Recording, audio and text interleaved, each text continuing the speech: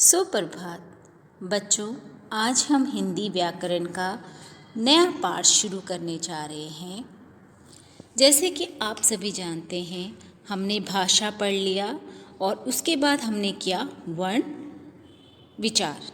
वर्ण में हमने पढ़ा कि वर्ण के दो भेद होते हैं, स्वर और व्यंजन, और हमने इसमें जाना स्वर के भेद और व्यंजन के भेद।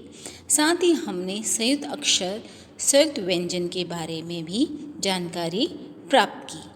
आज हम पढ़ने जा रहे हैं शब्द विचार। किसी भी भाषा के निर्माण में शब्दों का अपना एक महत्वपूर्ण स्थान होता है। अगर हमारी भाषा में शब्द ही नहीं होंगे तो हम बिना शब्द के किसी भी भाषा का निर्माण किस प्रकार से कर पाएंगे। इसलिए भाषा में जो शब्द होते हैं वो बहुत महत्वपूर्ण स्थान रखते हैं। शब्दों के बिना वाक्य नहीं बनाए जा सकते। आप कल्पना भी नहीं कर सकते, अगर यदि हमारे पास शब्द ना हो तो हम वाक्यों को नहीं बना पाएंगे। शब्द भाषा की लिखित अभिव्यक्ति का मूल आधार होते हैं। अगर किसी भाषा को हमने लिखना है, लिख के बताना है, तो हमारे पास पर्याप्त मात्रा में शब्द होने चाहिए। और जो वाक्य रचना है वो शब्दों पर ही निर्भर करती है। हम तभी एक वाक्य बना सकते हैं जब हमारे पास शब्द हों। तो किसी भी वाक्य की रचना के लिए शब्दों का होना बहुत ज़रूरी होता है। तो इससे हमारे पास शब्द की परिभाषा निकलती है। वर्णों के सार्थक समूह को शब्द कहते हैं। वर्णों या अक्षरों से बना ऐसा स्वतंत्र समूह जिसका कोई अर्थ हो, वह समूह शब्द कहलाता है। जैसे कि लड़का, अब लड़का से अलग अलग वर्ण जोड़े गए हैं तो इससे बन गया लड़का, लड़की आदि। अगर कोई शब्द जैसे कुर्सी है, कुर्सी को सही तरीके से जोड़ा जाए तो ये वर्ण सही तरीके से जुड़े हैं तो एक सही शब्द बनकर आता है। और जहाँ पर सार्थक सही शब्द है उसी को शब्द कहा जाता है। वर्णों के सार्थक समूह को, जब हम वर्णों को सही तरीके से क्रमबद्ध करते हैं तो उसको बोलते हैं शब्द। शब्द विचार का वर्गीकरण, शब्दों का जो वर्गीकरण है, शब्दों को जो बांटा गया है वो चार आधार पर बांटा गया है कि शब्द किस प्रकार से उत्पन्न हुए। हमारी हिंदी भाषा में शब्द कहाँ कहाँ से और किस प्रकार से लिए गए, उनका वर्गीकरण जो है वो किस प्रकार से हुआ, वो है चार प्रकार है उसके। हम हिंदी भाषा में शब्दों का वर्गीकरण जो है चार आधार पर किया गया है। पहला है अर्थ के आधार पर, बनावट या रचना के आधार पर, प्रयोग के आधार पर और उत्पत्ति के आधार पर। अर्थ के आधार पर शब्द के भेद। जब अर्थ के आधार पर शब्द के दो भेद होते हैं, सार्थक शब्द और निरर्थक शब्द। अर्थ नाम से ही आपको समझ में आया, अर्थ मतलब मीनिंग। जब हमें कोई सार्थक शब्द मिलेगा जिसका कोई एक अर्थ समझ में आए आपको, वो सार्थक शब्द है, और जिसका कोई अर्थ समझ में ना आए वो निरर्थक शब्द होता है। तो अर्थ के आधार पर शब्द के दो भेद होते हैं। सार्थक शब्द किसे कहते हैं? वे शब्द जिनसे कोई अर्थ निकलता हो सार्थक शब्द कहलाते हैं। जैसे गुलाब, आदमी, विषय आदि। अब इसमें आपको गुलाब का भी अर्थ पता चल रहा है कि एक फूल है, आदमी का भी आपको पता चल गया कि अर्थ है, इंसान है, विषय, इन सब से आपको इन शब्दों से ही पता चल रहा है इनका अर्थ निकल के आ रहा है। दूसरा हमने पढ़ा निरर्थक शब्द।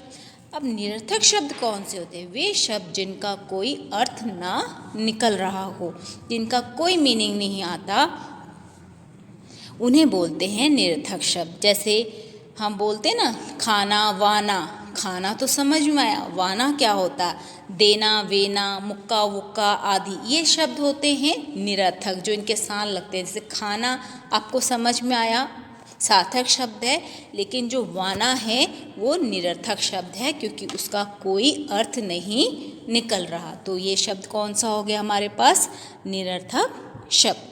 ये हो गया हमें अर्थ के आधार पर शब्दों के भेद। दूसरा है हमारे पास रचना या बनावट के आधार पर शब्दों के भेद। शब्दों की बनावट कहाँ से ली गई, उसकी जो रचना है वो कहाँ से हुई। रचना के शब्दों के निम्नलिखित 3 भेद होते हैं, रूढ़ शब्द, यौगिक शब्द और योग रूढ़ शब्द। पहला पढ़ेंगे हम रूढ़ शब्द। ऐसे शब्द जो किसी विशेष अर्थ को प्रकट करते हैं, लेकिन अगर उनके टुकड़े कर दिए जाएं तो निरर्थक हो जाते हैं। ऐसा कोई शब्द है, अगर मैं कोई शब्द बोलूं जैसे कि फूल, आपको फूल से समझ में आ रहा है, हाँ ये तो फूल, कोई फूल है। अगर मैं इस फूल के इसको फू को अलग कर दूं, ल को अलग कर दूं, इनके टुकड़े कर दूं, तो इनका कोई अर्थ निकलेगा? नहीं निकलेगा। तो इनका कोई अर्थ नहीं निकलता। तो ऐसे शब्द जो किसी विशेष अर्थ को प्रकट करते हैं, लेकिन जब हम उनको अलग कर दें तो कोई अर्थ नहीं निकलता, उन शब्दों को बोलते हैं रूढ़ शब्द। जैसे जल, कल, जप आदि, कलम, फल, ये शब्द हैं हमारे रूढ़ शब्द। अगर मैं इनको तोड़ देती हूँ तो ये कोई सार्थक मुझे अर्थ नहीं प्रदान करते। दूसरा हमारे पास है यौगिक शब्द। ऐसे शब्द जो किन्हीं 2 सार्थक शब्दों के मेल से बनते हैं। ऐसे शब्द जो 2 सार्थक जो शब्द हैं वो दोनों का ही अपना अपना अर्थ होता है। तो 2 सार्थक शब्दों के मेल से बनने वाला शब्द को बोलते हैं यौगिक शब्द। जैसे आपको उदाहरण दिया है स्वदेश। स्व और देश अपना अपना मीनिंग है, बन गया स्वदेश। देवालय, देव और प्लस आलय, देव आलय, 2 शब्द अलग अलग हैं जिनका अलग अलग मीनिंग होता है, अर्थ होता है, उससे एक अर्थ निकल जाएगा, एक शब्द बन गया देवालय। ऐसे हिमालय, विद्यालय, विद्यार्थी, ऐसे बहुत सारे शब्द हैं हमारे पास जो 2 अलग अलग होने के बाद भी उन दोनों को शब्दों को जोड़कर एक हमारे पास नया शब्द बन जाता है। तो यौगिक शब्द कौन से शब्द हुए? ऐसे शब्द जो 2 सार्थक शब्दों के मेल से बनते हैं, उन्हें यौगिक शब्द कहा जाता है। इसके बाद हमारे पास आता है योग रूढ़ शब्द। ये वो शब्द होते हैं, ऐसे शब्द जो किन्हीं 2 शब्दों के योग से बने हों एवं बनने पर किसी विशेष अर्थ का बोध कराते हों। बने तो ये 2 शब्दों के मेल से हैं, परंतु क्या होता है, इसका जो अर्थ का जो बोध होता है वो एक अलग विशेष अर्थ प्रदान करता है, तो उन्हें योग रूढ़ कहलाते हैं। जैसे दशानन, 10 सिर हैं जिसके, 10 मुख वाला। कौन होता है 10 मुख वाला? रावण। तो रावण जो है, तो हम एक दशानन, तो 10 मुख वाला, दशानन का अर्थ हुआ 10 मुख वाला। तो अर्थ उसका अर्थात आपके दिमाग में क्या आ गया? रावण। जैसे पंकज, कीचड़ में उत्पन्न होने वाला। तो कीचड़ में कौन उत्पन्न होता है? कमल। तो ये शब्द हो गए हमारे योग रूढ़ शब्द। ऐसे शब्द जो 2 शब्दों के योग से बनते हैं परंतु एक विशेष अर्थ प्रदान करते हैं, उन्हें बोलते हैं योग रूढ़ शब्द। इसके बाद हम करेंगे उत्पत्ति के आधार पर शब्द के भेद। उत्पत्ति के आधार पर शब्द के 4 भेद होते हैं, तत्सम, तद्भव, देशज और विदेशी शब्द। ये हमारे उत्पत्ति के आधार पर कि हमारे पास शब्द कहाँ कहाँ से आए, हमारी हिंदी भाषा में शब्दों की जो उत्पत्ति है वो कहाँ कहाँ से हुई। पहला हम है तत्सम शब्द।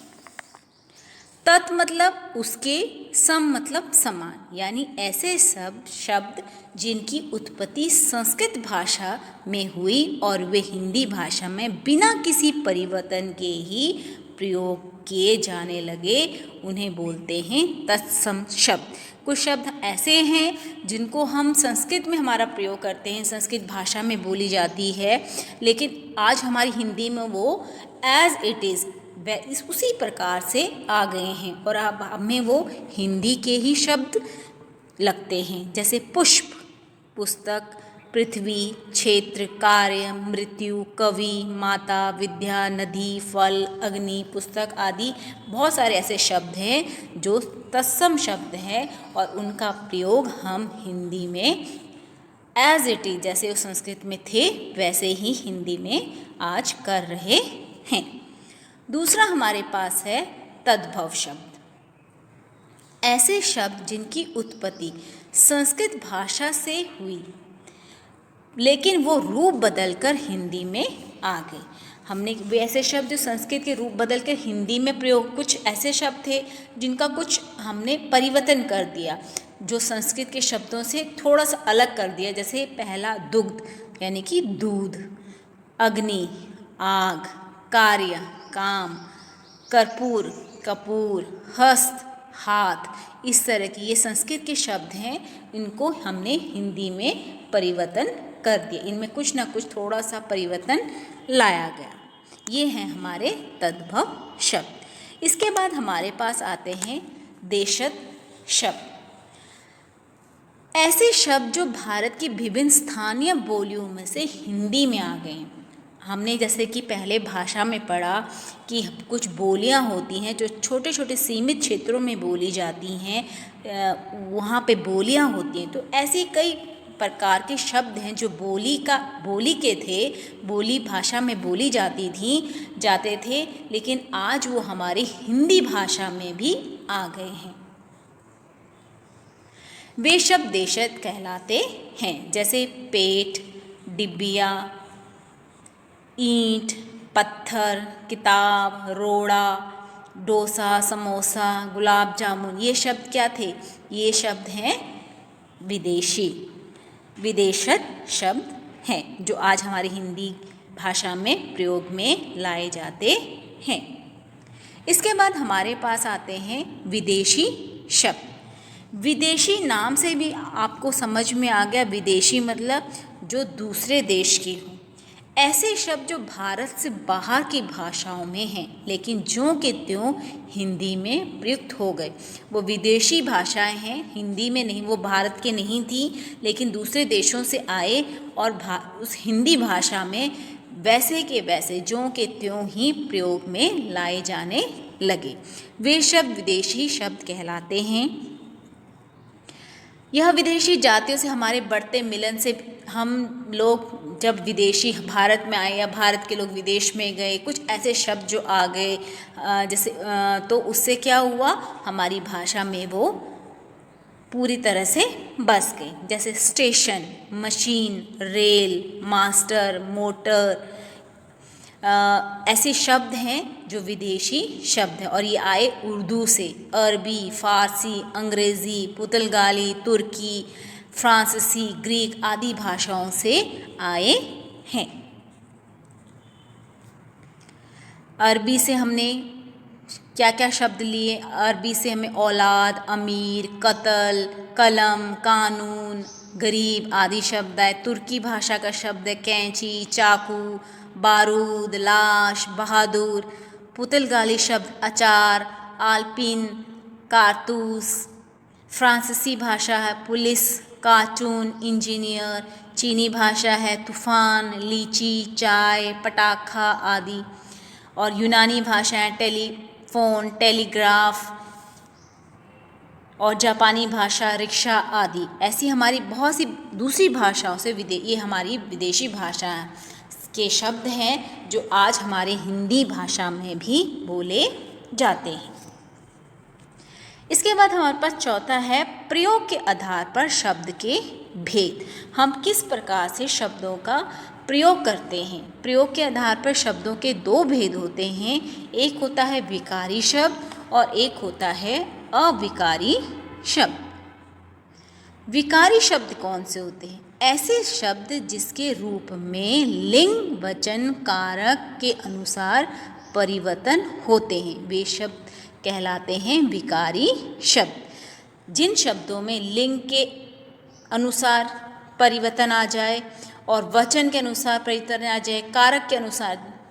उदाहरण देखते हैं, जैसे बच्चा पढ़ता है। अगर मैं लिंग यहाँ पर बच्चा को क्या बना दिया? बच्ची। बच्ची पढ़ती है, तो यहाँ पर क्या हो गया? हमारे वाक्य, हमारे ऐसे शब्द जिनके पूरा इसमें बदलाव आ गया। वचन, बच्चा सोता है। अगर हम वचन बदल दें, बच्चा का बहुवचन क्या होगा? बच्चे। तो बच्चे सोते हैं, यहाँ भी परिवर्तन आ गया। कारक, बच्चा सोता है, बच्चे को सोने दो। तो बच्चे को हमने कारक लगा दिया, बच्चा सोता है और बच्चे को सोने दो, यहाँ पे हमने को कारक लगा दिया, तो यहाँ पर भी वाक्य में परिवर्तन आ गया, इसमें विकार हो गया, इसमें परिवर्तन, चेंजेस आ गए। तो ये हैं हमारे विकारी शब्द। विकार हमारे पास लिंग वचन काल के अनुसार होता है। इसके बाद हमारे पास आते हैं अविकारी शब्द। अविकारी शब्द से आपको पता, ऐसे शब्द जिन पर लिंग वचन कारक आदि से कोई प्रभाव नहीं पड़ता, इसमें कोई परिवर्तन नहीं आता, इन्हें बोलते हैं हम अविकारी शब्द। और जो अविकारी शब्द होते हैं उसके आगे से 4 भेद होते हैं, जैसे क्रिया विशेषण, संबंध बोधक, समुच्चय बोधक और विस्मय बोधक। जब हम इन क्रिया विशेषण, संबंध बोधक और विस्मय बोधक, विस्मय और समुच्चय बोधक शब्दों का प्रयोग करते हैं तो वाक्य में कोई परिवर्तन नहीं आता। जैसे तथा, अगर मैं किसी वाक्य में तथा लगा दूँ, धीरे धीरे, किंतु, परंतु, तेज, अधिक, इन शब्दों का प्रयोग करूँ किसी भी वाक्य में, चाहे वो एक वचन हो, बहुवचन हो, तो उसमें किसी भी प्रकार का कोई परिवर्तन नहीं होता, वो वाक्य ज्यों का त्यों ही होता है। तो अविकारी शब्द वे शब्द हुए जिसमें कोई परिवर्तन नहीं होता।